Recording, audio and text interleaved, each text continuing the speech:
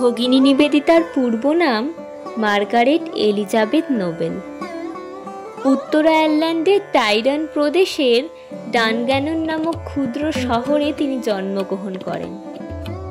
তাহার পিতামহ reverend John Nobel ছিলেন এক গির্জার ধর্মযাজক।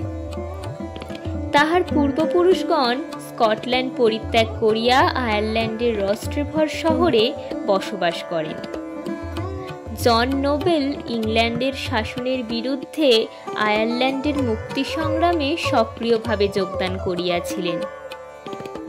তাহার চরিত্রে ছিল ধর্মানুরাগের সহিত স্বদেশানুরাগ। ইহার ফলে যে বৈশিষ্ট্য, আদর্শ নিষ্ঠা এবং গভীর মানবতার দৃষ্টি তাহাকে সাধারণ লোক হইতে পৃথক করিয়া নোবেল পরিবারকেও খ্যাতি প্রদান করিয়াছিল, তাহা কালের ব্যবধান অতিক্রম করিয়া সুদূর ভবিষ্যতে তাহার পৌত্রী মার্গারেটের চরিত্রে সংক্রমিত হইয়াছিল। মার্গারেট এলিজাবেথ নিলাসের সহিত জন নোবেলের পরিণয় ঘটে।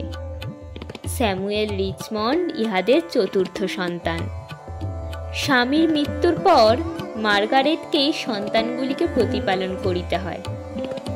যথাকালে মেরি ইজাবেল হ্যামিল্টনের সহিত বিবাহের পর স্যামুয়েল রিচমন্ড উত্তর আয়ারল্যান্ডে টাইরন অঞ্চলে ডানগ্যানন শহরে তাহার কর্মক্ষেত্র নির্বাচন করিলেন।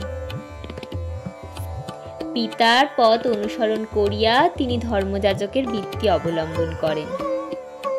জীবনকে তিনি একটি আদর্শবাদের দ্বারা নিয়ন্ত্রিত করিতে শিখিয়াছিলেন।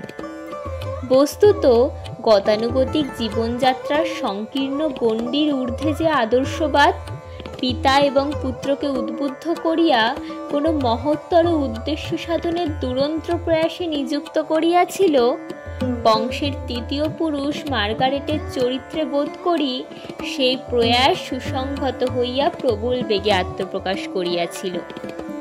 পিতা এবং মাতা উভয় বংশের সকল সদ্গুণগুলি মার্গারেট লাভ করিয়াছিলেন উত্তরাধিকার সূত্রে।